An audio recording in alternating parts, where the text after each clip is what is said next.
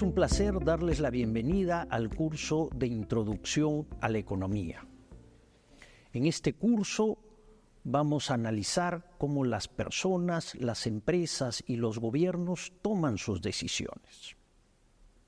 Para los estudiantes de la carrera de Economía es muy importante porque en este curso van a poder tener un brochazo de lo que van a ver a lo largo de su carrera. Son los principales temas que vamos a tocar. Para los estudiantes de otras carreras también es muy importante, porque les va a permitir entender cómo las personas toman decisiones y sobre todo cómo les va a afectar las decisiones de política económica que toman los gobiernos, tanto como personas como empresarios. En este curso vamos a tocar 4 grandes temas. El primer tema tiene que ver con los conceptos básicos, cuáles son los principios fundamentales. En la segunda parte nos vamos a concentrar en los fundamentos microeconómicos. Ahí nos vamos a dedicar a entender el comportamiento de personas, de las empresas y cómo funcionan los mercados. El tercer tema, vamos a ver la economía agregada, la macroeconomía. Y vamos a entender cómo funcionan las distintas políticas económicas en su impacto sobre el crecimiento, el nivel de empleo y la inflación que tenemos en el país. Y por último, en la última parte de este curso vamos a hablar sobre el crecimiento de la economía peruana. Es muy importante que ustedes escuchen, vean estos videos con un papel y un lapicero al costado.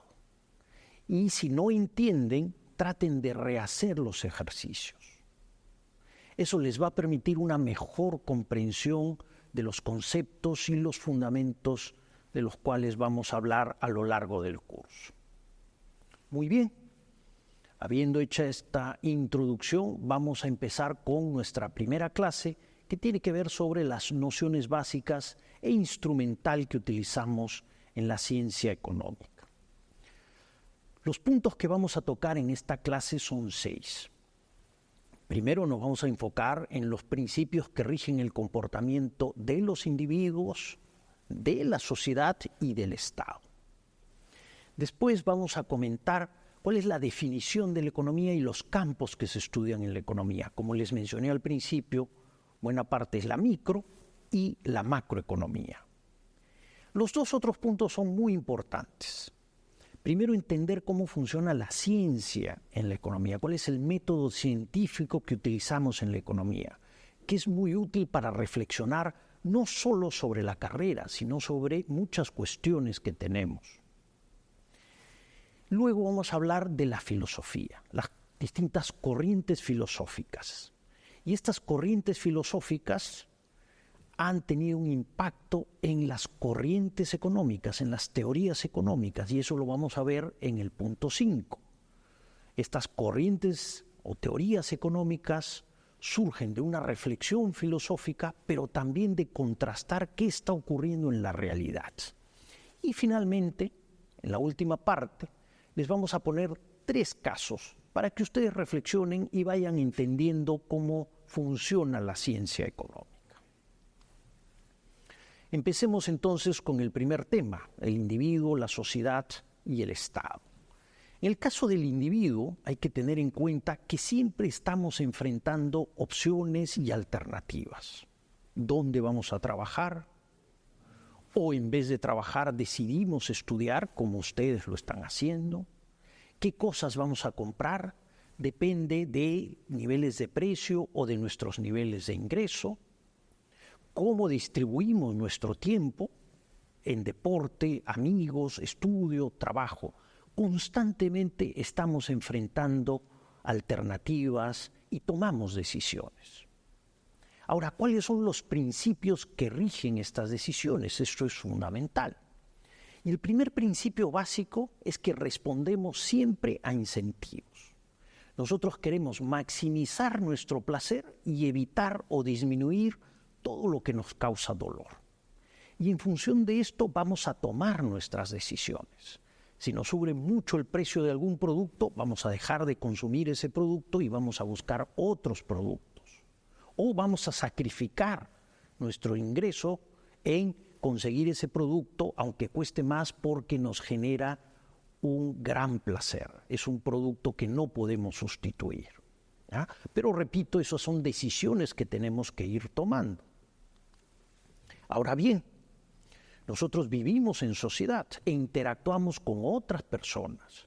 Y esa interacción entre personas va a generar situaciones en las cuales tenemos que cooperar juntos o tenemos que competir. Y el resultado de esto va a generar un beneficio o un perjuicio a la sociedad. Por ejemplo, cuando estamos en el tráfico, es importante que respetemos las reglas, cooperemos entre todos para que el tráfico pueda fluir. Pero existen incentivos que nos llevan a tratar de sacar ventaja, a cortar camino, y al final del día, si todos se comportan así, tenemos una gran congestión que no beneficia a nadie y todos perdemos mucho tiempo en el tráfico. Tema de competencia. Si nosotros somos empresarios, tenemos que ofrecer el mejor producto al mejor precio posible. Pero existe el incentivo de ponernos de acuerdo y tratar de cargar el mayor precio posible a los consumidores para ganar más. Y esto es muy importante porque entonces requiere de una tercera parte, el Estado, que es el que tiene que poner las reglas de comportamiento muy claras para que nuestros individuos, cuando actúan en sociedad, respeten las reglas. Y entonces tengamos un gran beneficio para la sociedad y no que unos salgan favorecidos y la gran masa, la mayoría de la población, se perjudique. Entonces el Estado tiene que poner multas si no respetamos las reglas de tráfico, o tiene que multar a las empresas que se ponen de acuerdo para poner precios no competitivos, precios muy altos en los mercados. Un segundo principio, lo habíamos comentado, es que siempre tenemos que elegir. Cada una de las cosas tienen beneficios y tienen costos. A veces los costos no son visibles, a veces son costos de oportunidad, pero hay que considerarlos todos.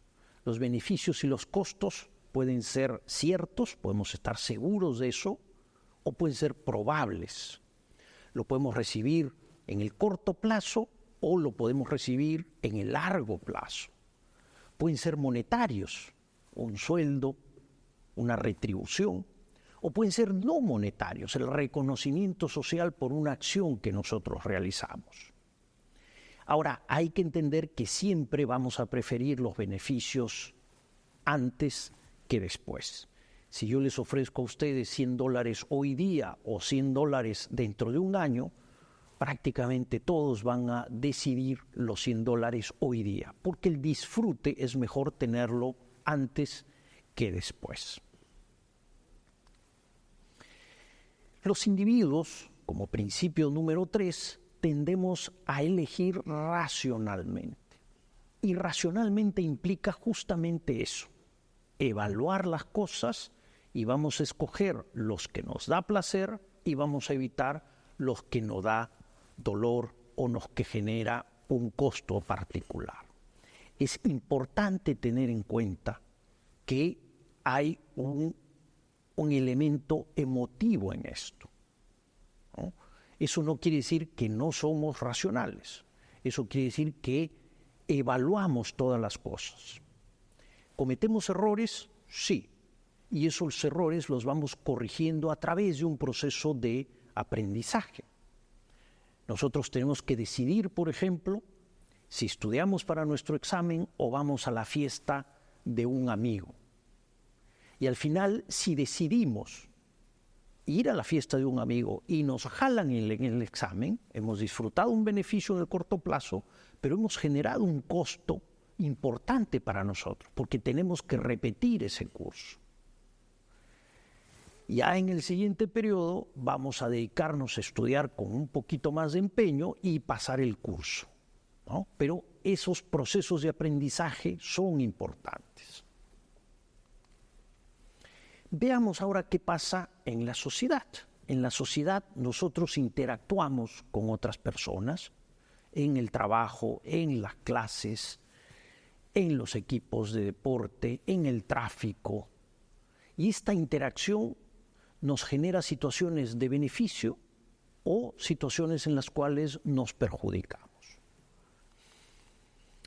Es importante resaltar que esta interacción, este relacionamiento que existe en la sociedad, nos lleva a la especialización. Entonces nosotros nos podemos dedicar a lo que somos buenos, a lo que nos gusta. Podemos escoger ser economistas, o estudiar medicina, o ser arquitectos, o dedicarnos al campo, a cultivar. Y entonces si decidimos ser economistas y nos duele el estómago o tenemos un problema de salud, no tenemos que curarnos nosotros. Podemos buscar a un médico porque hay alguien que se especializó en el tema de medicina. Y entonces al final todos disfrutamos, ¿no?, mayor bienestar porque cada uno se especializa en lo que sabe hacer bien. Lo mismo ocurre con las empresas. Las empresas se especializan en producir lo mejor posible un tipo de bien, una categoría de bienes. Pero los bancos dan créditos, reciben dinero para ahorrar, pero ahí no cortan el pelo, no venden chompas, ¿no? Entonces hay una especialización también a nivel de las empresas. Y lo mismo ocurre con los países.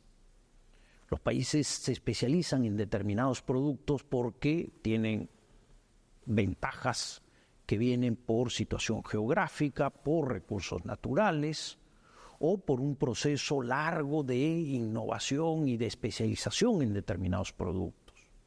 Y entonces lo que es importante después, una vez que tenemos esta especialización, es poder intercambiar. Y ese es el quinto principio fundamental de la sociedad. Tenemos que intercambiar los bienes y servicios en los cuales somos eficientes. Y vamos al mercado para adquirir las cosas que nosotros no producimos. Y lo importante es que estos mercados funcionen. Mercados que funcionan bien nos van a permitir asignar bien los recursos y los precios son indicadores muy importantes de cómo valoramos determinados bienes. Bienes que generan mucha preferencia en los consumidores van a ser bienes que van a tener un precio relativamente más alto, ¿no? Si por ejemplo vemos un evento en el cual sube el precio de la papa, entonces nos vamos a salir de ese mercado y vamos a comprar otro tipo de carbohidratos, ¿no? Camotes o yucas, por ejemplo, ¿no? Cuando hace mucho frío en el invierno, entonces nuestra demanda por abrigo, por chompas, se incrementa. Y eso va a generar que la producción por estos productos se incremente. Las empresas tienen que contratar más trabajadores, comprar más insumos, destinar más espacio dentro de sus fábricas a hacer estos productos de abrigo y por lo tanto aumenta la cantidad, pero también aumenta el precio. Si los mercados funcionan bien, entonces vamos a tener una mejor asignación de los recursos. Los países igual.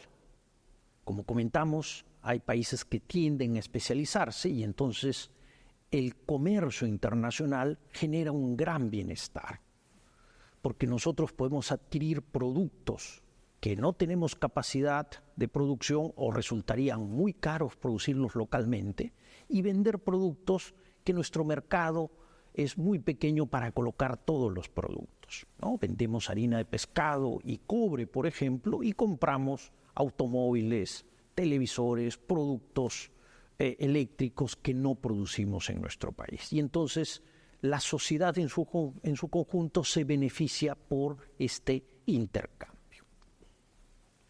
Veamos ahora el Estado. ¿Cuáles son los principios que rigen el funcionamiento del Estado, ¿no? Tenemos unas instituciones políticas que son el Poder Ejecutivo, el Poder Legislativo y el sistema judicial, el Poder Judicial, que tratan de resolver los problemas de manera balanceada sin que exista concentración de poder.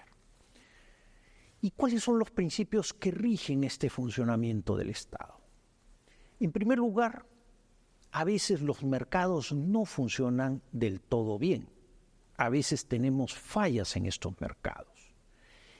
Estas fallas están asociadas a características particulares de los bienes.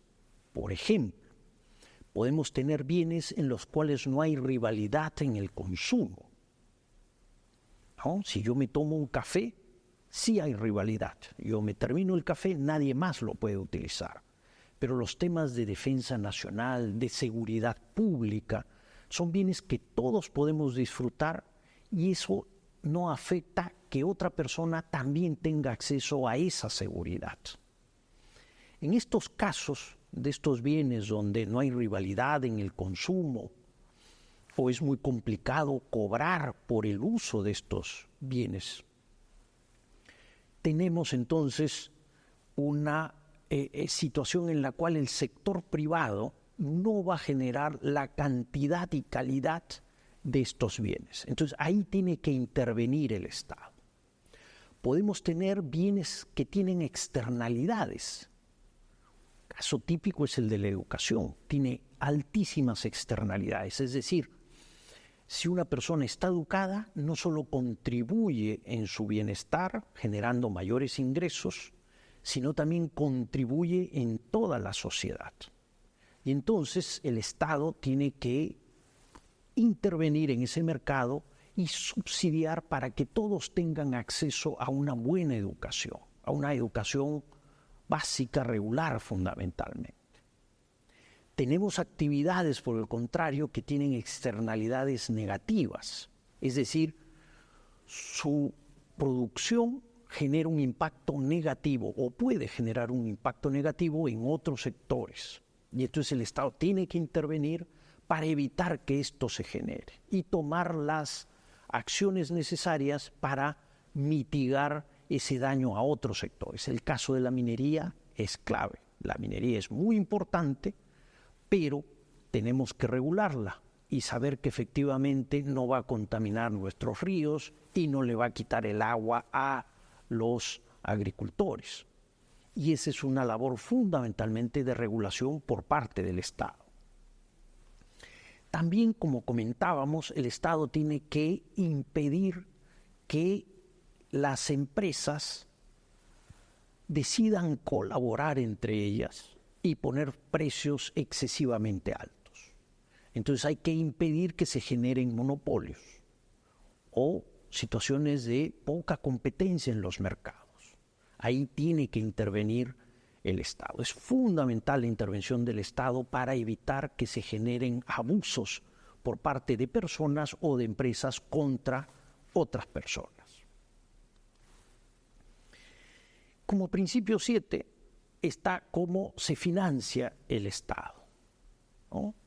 Esta provisión de bienes y servicios públicos como seguridad, defensa, la regulación que necesitamos para impedir los abusos, todo esto requiere financiamiento. Entonces el Estado tiene que poner impuestos. Con estos impuestos recaudamos recursos y financiamos estas actividades que requiere el Estado. Si nuestros impuestos son muy altos, vamos a generar un perjuicio a la sociedad. Si nuestros impuestos son muy bajos, no vamos a poder dar todo lo que la sociedad necesita. Entonces hay que tener un balance. Si somos ineficientes gastando, porque gastamos mucho o lo que gastamos no lo invertimos bien, no efectuamos las acciones necesarias para tener buena seguridad, buena educación en el país, entonces también generamos perjuicios.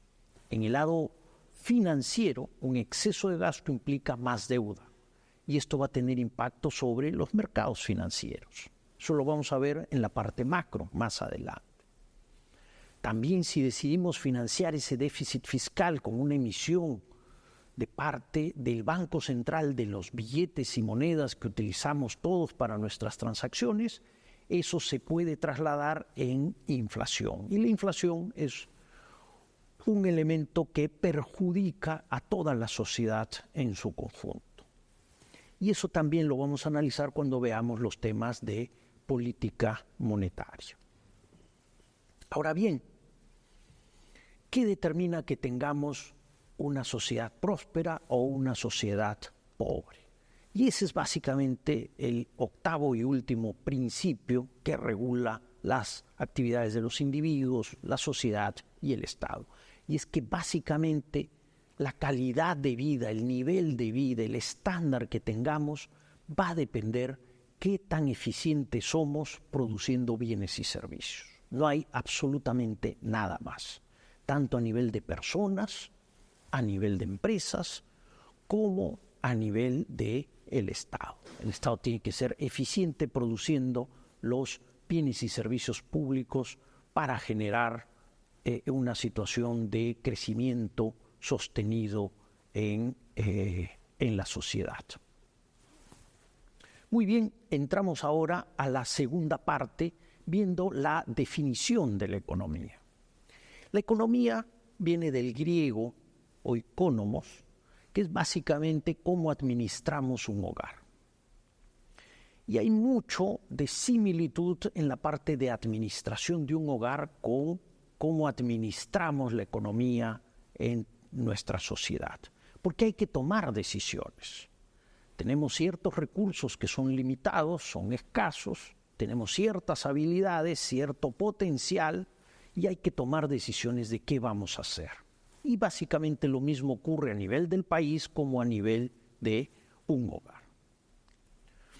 Es importante entender que los recursos son escasos. Nosotros no podemos comprar todo lo que queremos. Nosotros no podemos producir todo lo que nos gustaría, porque entonces dejamos de producir otras cosas, no tenemos suficientes trabajadores para hacerlo, hay que invertir. Entonces hay que asignar eficientemente los recursos escasos para tener una combinación de bienes que generen la mayor satisfacción posible en nuestra sociedad. Por eso los mercados, a pesar de que algunos mercados no funcionan bien, son un sistema eficiente a través del movimiento de precios que nos guían cómo asignar los recursos. Entonces los economistas nos vamos a dedicar a estudiar esta toma de decisión por parte de las personas, cómo se interrelacionan las personas en la sociedad y las fuerzas y tendencias que afectan a la economía en su conjunto. Eso es lo que estudiamos. ¿Y cómo los dividimos? Los dividimos en la microeconomía y en la macroeconomía. La microeconomía estudia los hogares, las empresas y cómo interactúan estos en los mercados, cómo funcionan los mercados. Esto es lo que vamos a ver en la segunda unidad de este curso. La macroeconomía es ya el estudio de los fenómenos agregados. ¿Qué está pasando con el crecimiento? ¿Cuánto fue el desempleo? ¿Qué hace la política fiscal, la política monetaria? Y todo esto lo vamos a ver en la tercera parte de este curso sobre los fundamentos macroeconómicos. Preguntas básicas que tenemos en el curso en la microeconomía, ¿no? En el campo de la microeconomía, ¿no?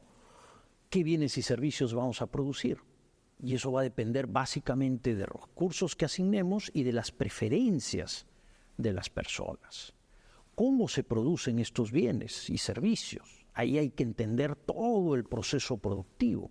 Hay procesos que son muy simples, como el proceso de commodities, ¿no? Productos agrícolas, y hay procesos que son sumamente complicados y complejos por las interrelaciones, como el caso, por ejemplo, de producir software.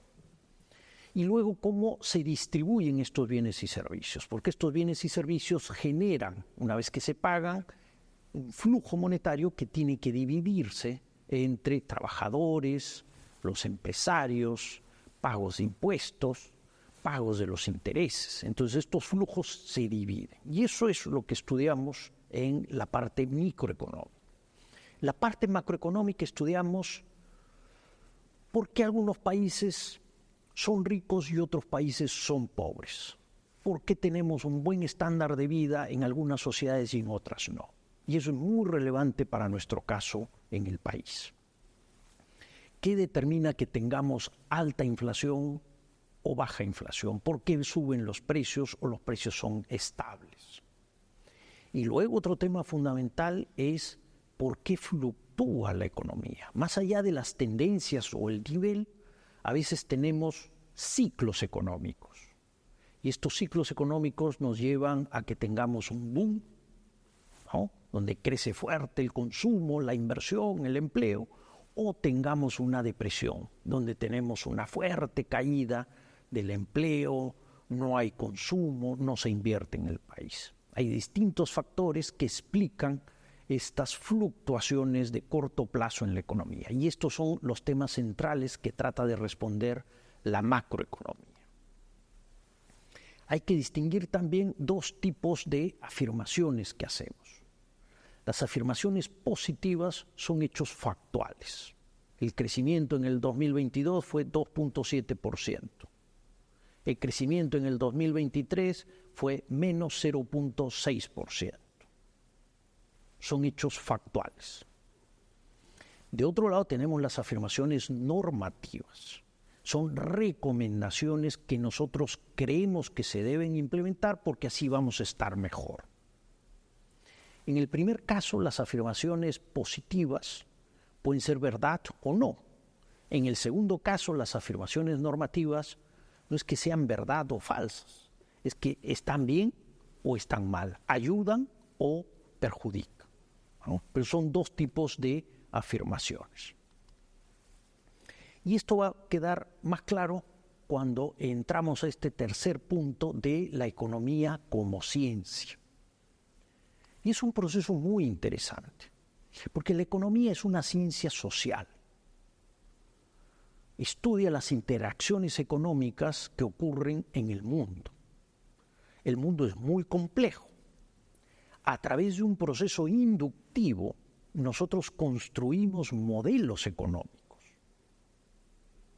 Estos modelos económicos nos permiten después, a través de un proceso deductivo, interpretar, uno, qué está pasando, dos, qué puede pasar si ocurren cambios en determinadas variables, vamos a estar mejor, vamos a estar peor, y tres, hacer recomendaciones.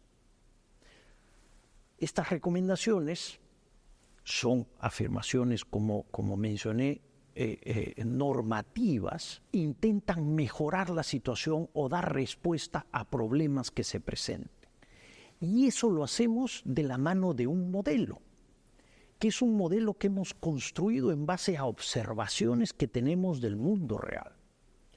Los modelos son simplificaciones del mundo y por lo tanto los modelos no son verdaderos. Los modelos son útiles o no son útiles. Y un modelo que es útil en determinadas circunstancias, cuando cambia el contexto global, cuando cambia la realidad, dejan de ser útiles.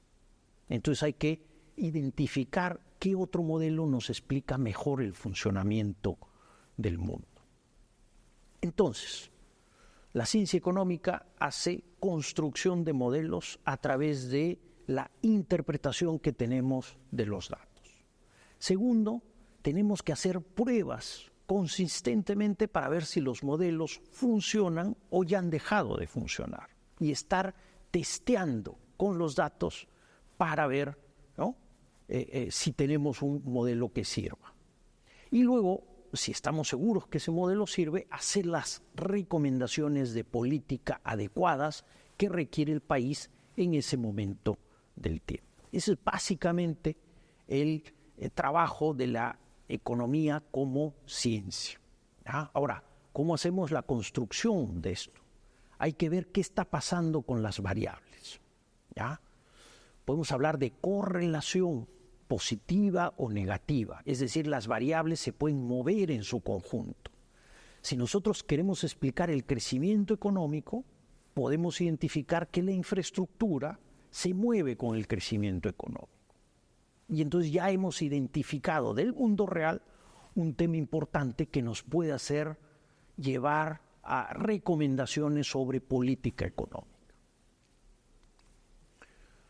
Pueden haber correlaciones de variables que no tienen nada que ver en una época cuando venía el jugador Lapadula a la selección, inmediatamente coincidía con cambios en el gabinete ministerial, ¿no? Son dos variables que no tienen nada que ver, pero que en su momento, durante un tiempo, ocurrían de manera simultánea.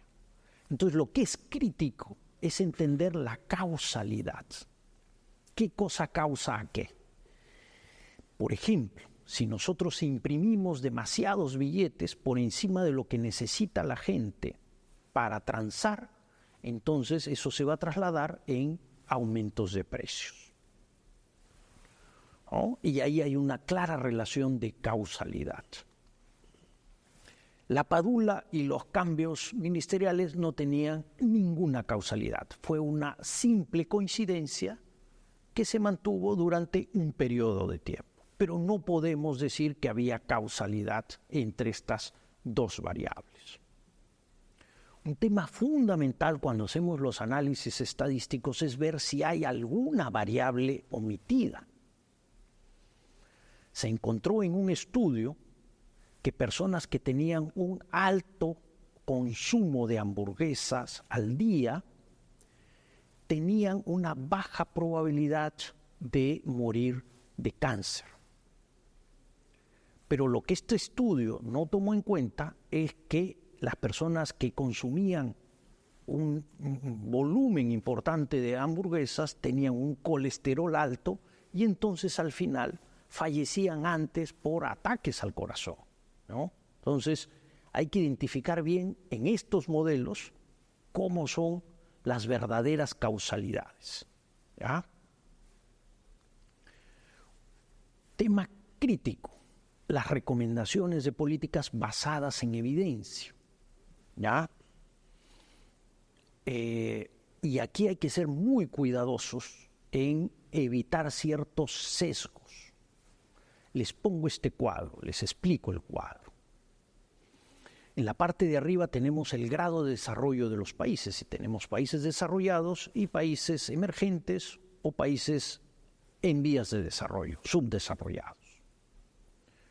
Y en el lado vertical, en el lado del costado, ustedes tienen la diversidad productiva como una variable de control que podemos controlar y que refleja el nivel de industrialización de un país o el nivel de exportaciones. Esta es la medición concreta en este caso, nivel de exportaciones con alto componente tecnológico.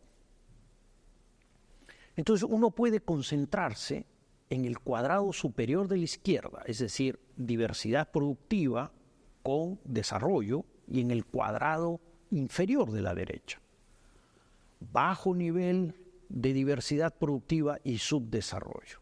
Y uno puede sacar la conclusión de que para desarrollarnos tenemos que diversificar la producción o que tenemos que enfocarnos en políticas pro industrialización. Pero hay que ver todos los datos, no podemos omitir variables, no podemos sesgar nuestra información.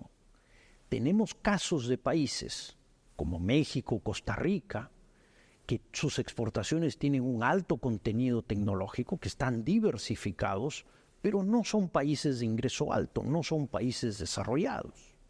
Y del otro lado tenemos países como Australia, como Noruega, que exportan cobre, que exportan petróleo y que han desarrollado clústeres alrededor de sus recursos naturales, que son países desarrollados, a pesar de estar muy concentrados en exportaciones relacionadas al mundo de los recursos naturales. Y esto es muy importante para hacer buenas recomendaciones. La industrialización o no es relevante. Lo que es relevante es ser productivos. Como mencionábamos en el principio octavo, las sociedades que prosperan son sociedades que producen bien. No importa si son industriales como Alemania o no industriales como Noruega o Australia. Vamos a entrar ahora a hablar de la economía y la filosofía. No se preocupen, este va a ser un repaso muy rápido, pero hay temas fundamentales porque la economía nace como parte de la filosofía política. Y hay muchas cosas de estas corrientes filosóficas que luego se han trasladado en teorías económicas, como lo vamos a ver en el quinto tema de esta clase. Punto central de la filosofía política: ¿por qué existe Estado? ¿Cuáles son las funciones que tiene un Estado? Y ahí hemos puesto una serie de distintas teorías filosóficas sobre la existencia del Estado. La primera es el contrato social. Contrato social, o la teoría del contrato social, es una teoría que surge en el medioevo, en la época de la Ilustración, donde el gran peso que se tenía, fue una gran revolución, era enfocarnos en la ciencia, en ver efectivamente qué estaba ocurriendo en el mundo y cómo podíamos determinar estos mecanismos de causalidad. Y el segundo punto importante en la Ilustración es el foco en el individuo, en la persona humana. Tomando en cuenta estos dos pilares, la teoría del contrato social lo que nos dice es que la legitimidad está basada en el consentimiento de la gente hacia el gobierno o el gobernante de turno. ¿Y por qué consentimos que exista una tercera parte? Hobbes, en su libro Leviatán, lo que nos dice es por el tema de seguridad. Lo que necesitamos es una tercera parte que asegure que no nos vamos a estar peleando unos contra otros, que no nos vamos a estar matando, que nos vamos a defender juntos si hay un externo que nos ataca. Para Hobbes, el punto central es la seguridad, evitar la violencia a toda costa. Y esto, como vimos anteriormente, es un bien público muy importante. Y aquí el Estado es fundamental. El sector privado no lo resuelve en un mercado. Tiene que haber un Estado que lo resuelva.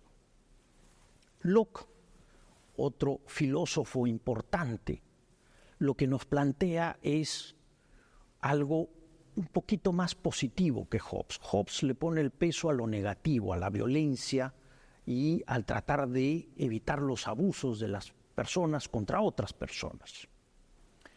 Para Hobbes, el tema va por cómo prosperamos si tenemos un Estado. Y parte de la ley natural. Locke lo que nos dice es, nosotros somos hombres que somos criaturas de Dios y por lo tanto le pertenecemos a Dios. Pero como criaturas de Dios, todo lo que vamos a producir nos pertenece. Y entonces el Estado lo que tiene que hacer es proteger esa propiedad que surge de mi creación. Y eso lo que garantiza es que nuestra sociedad va a prosperar. Si no tenemos un Estado que proteja la propiedad, entonces vamos a tener conflictos y no va a haber un nivel de inversión, de esfuerzo, de creatividad, porque no somos dueños de lo que creamos, ¿no? Entonces, esa es la esencia del pensamiento de Locke, ¿no?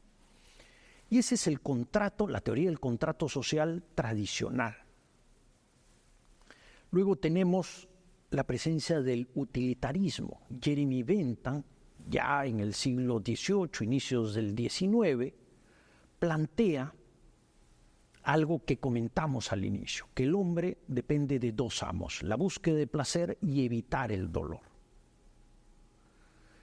Y Jeremy Bentham dice que cuando nosotros experimentamos placer, en nuestro cerebro se encienden unas lucecitas que él llamó los utils, y de ahí viene el nombre de utilitarismo, que utilizamos luego cuando estudiamos al consumidor en las funciones de utilidad, ¿no? Todo esto viene de esta creación de Jeremy Bentham.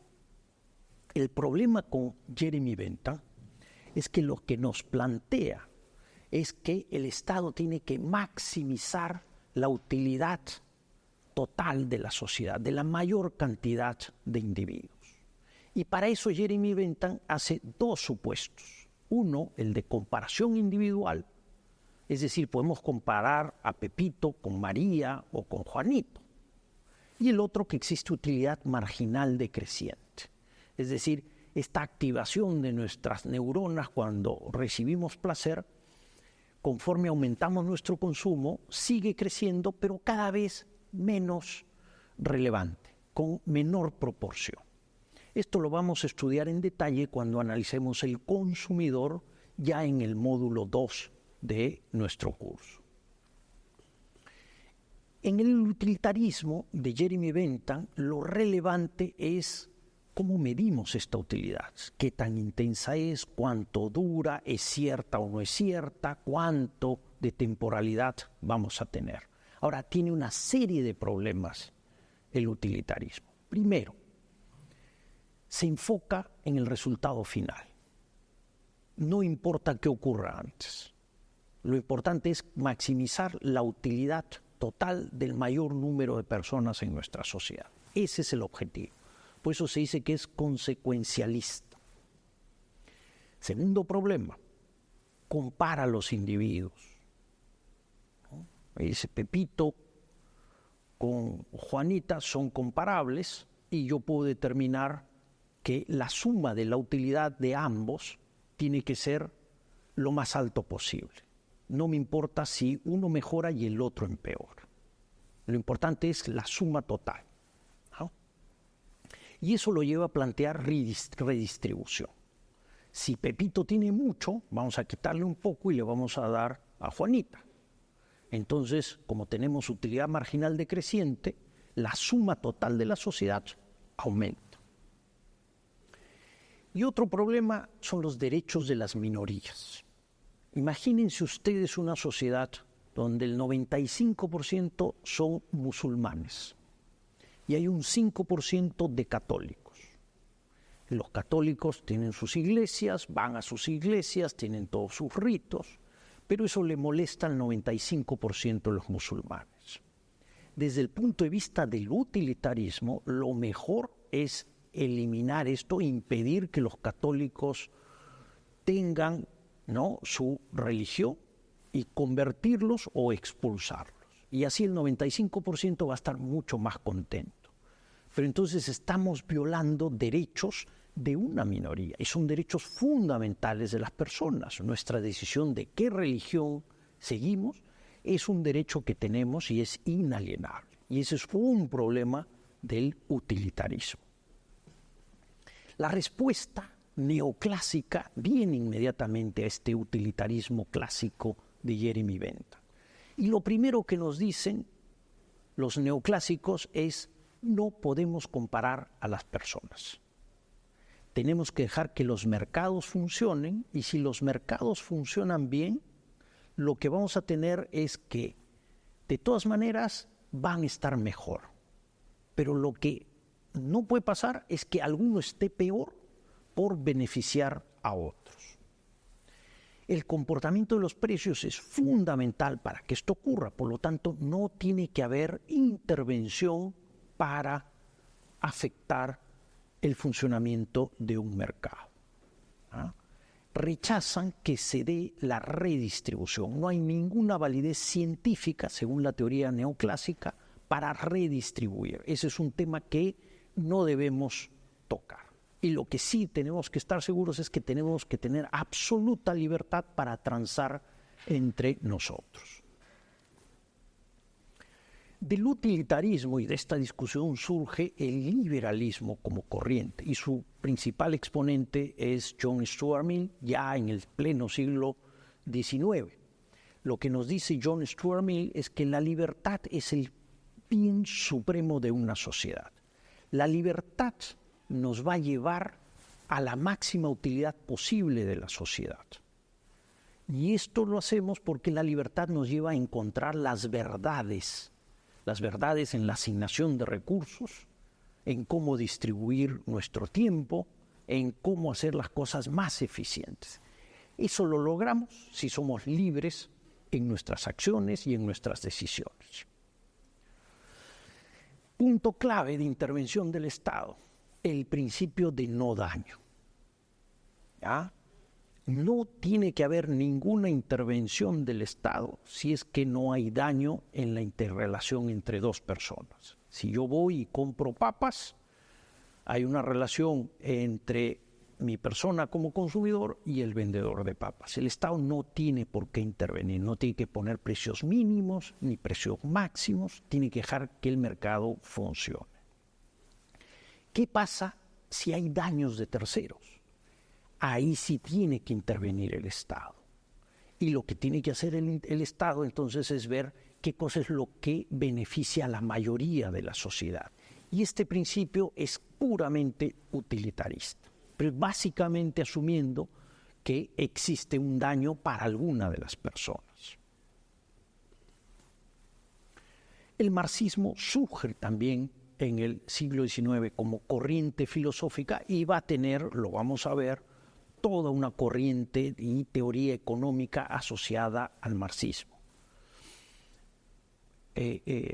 Básicamente parte del materialismo, ¿no? Lo importante es los medios de producción, no es la cultura de una sociedad, los medios de producción. Recoge la teoría del valor trabajo, es decir, es el tiempo que nosotros dedicamos para producir lo que genera valor en un producto.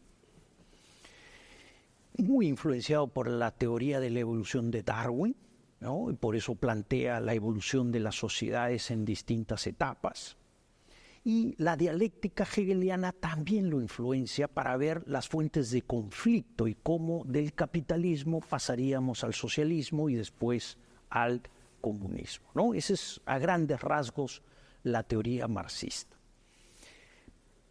Para esta filosofía, punto clave es que la plusvalía que se está generando en la producción de un bien, es decir, lo que no le pagamos al trabajador por producir el bien, eso es explotación.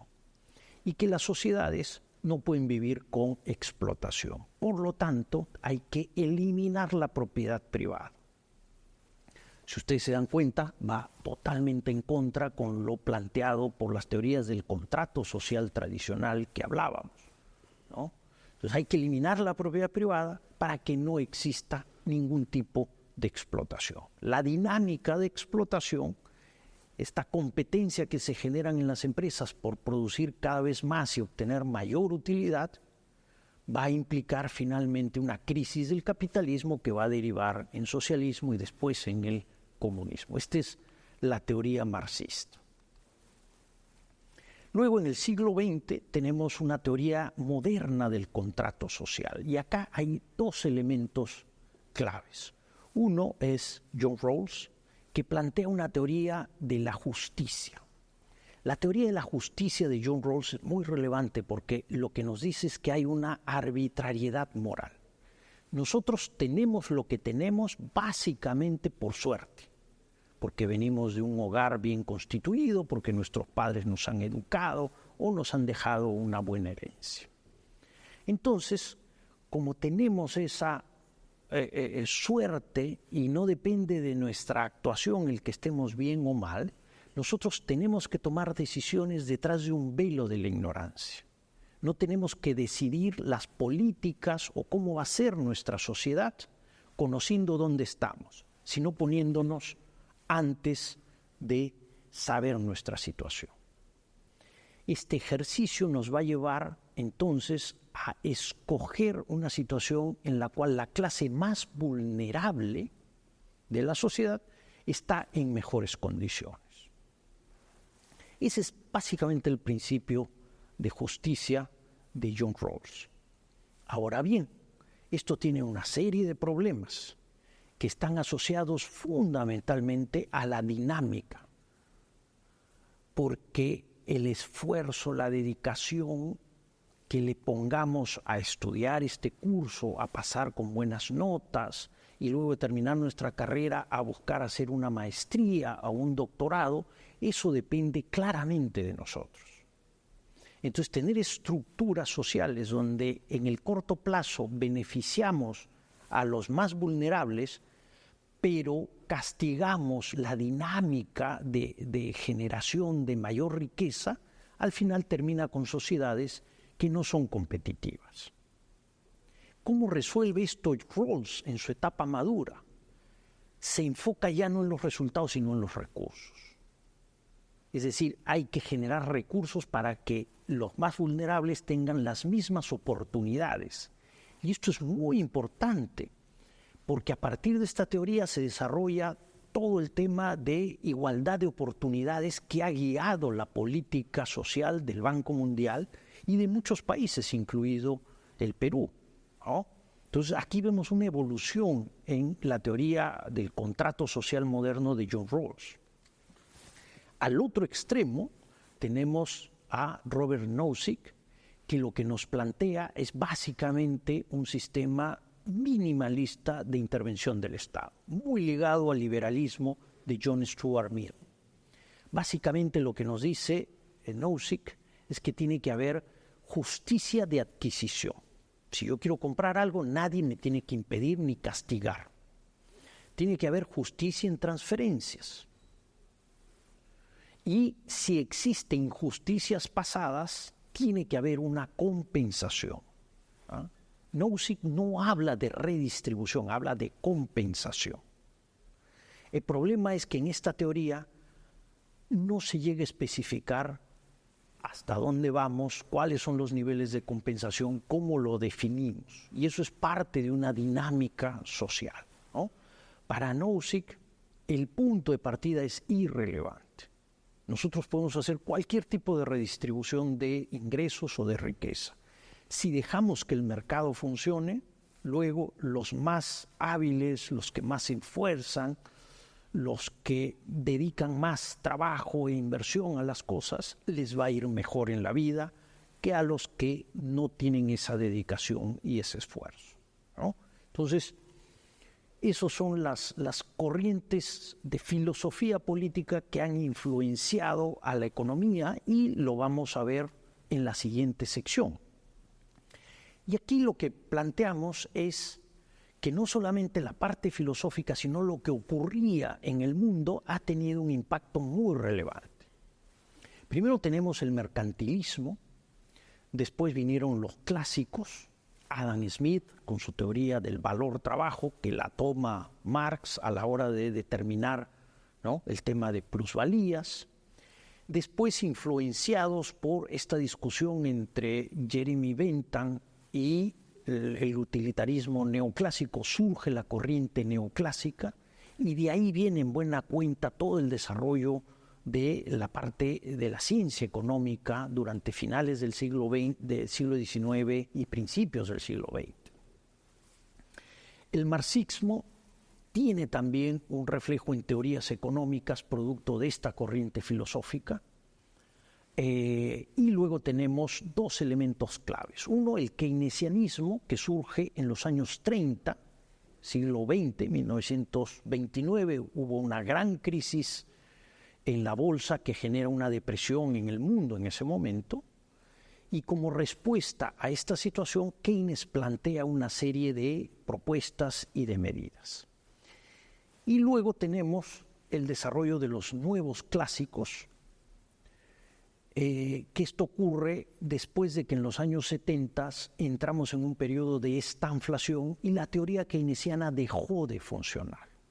Entonces resurgen de nuevo los elementos fundamentales de las libertades económicas para generar mayor crecimiento y menor volatilidad en el producto, ¿no?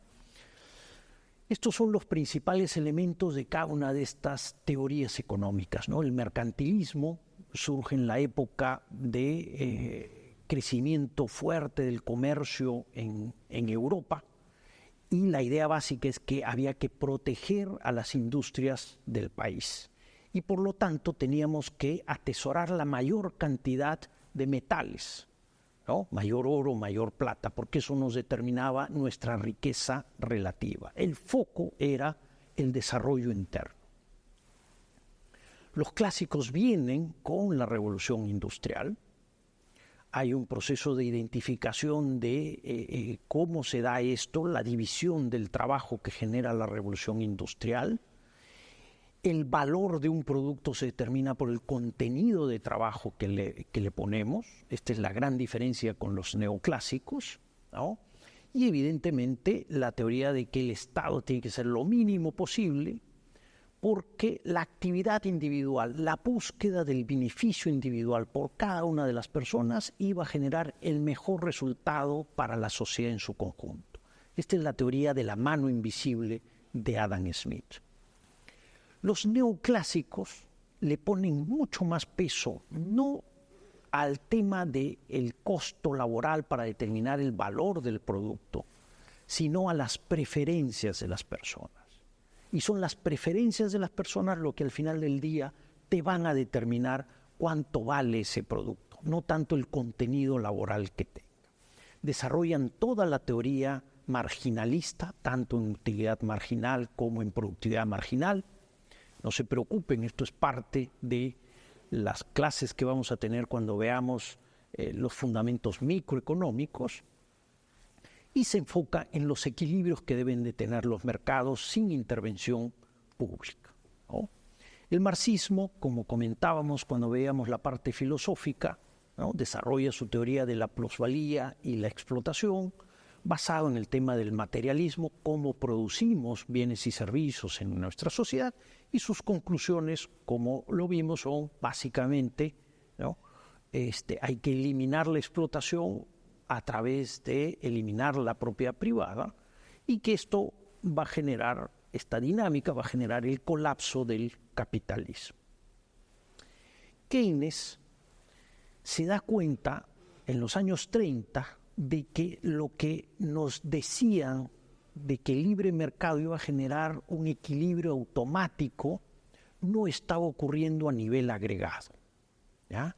1930 fueron años con fuerte desempleo en los principales países del mundo, y entonces Keynes plantea que este regreso al equilibrio, este desempleo durante mucho tiempo, es algo muy costoso para la sociedad y que el Estado tiene que intervenir. El Estado tiene que intervenir a través de generación de mayor demanda, que genere más empleo, y regresamos más rápido al equilibrio. Esta teoría keynesiana domina el pensamiento económico durante buena parte del siglo XX. Hacia finales del siglo XX, los años 70, tenemos un problema de extanflación, es decir, alta inflación y alto desempleo. Y la teoría keynesiana no funcionó. Las recomendaciones keynesianas empeoraban el problema. Y entonces ahí se regresa a los principios fundamentales del liberalismo. Y a esta corriente se le llaman los nuevos clásicos: desregulación de la economía, reducir los impuestos, libertad de comercio y de capitales. Esto genera luego en los años 80 el triunfo de partidos políticos inspirados bajo esta teoría de los nuevos clásicos. A nivel político, la etiqueta que le han puesto son los neoliberales, pero en verdad son nuevos clásicos, regresan a los principios fundamentales de la teoría clásica de las libertades de interacción en los mercados. Vamos a terminar la clase con 3 casos concretos, sobre los cuales yo le quiero pedir su reflexión. Primer caso, la decisión de ustedes de estudiar en la universidad, más allá de la carrera que hayan escogido. ¿Por qué? ¿Qué los llevó? ¿Cómo fue su proceso? ¿Es algo que estaba internalizado? ¿Fue una influencia familiar?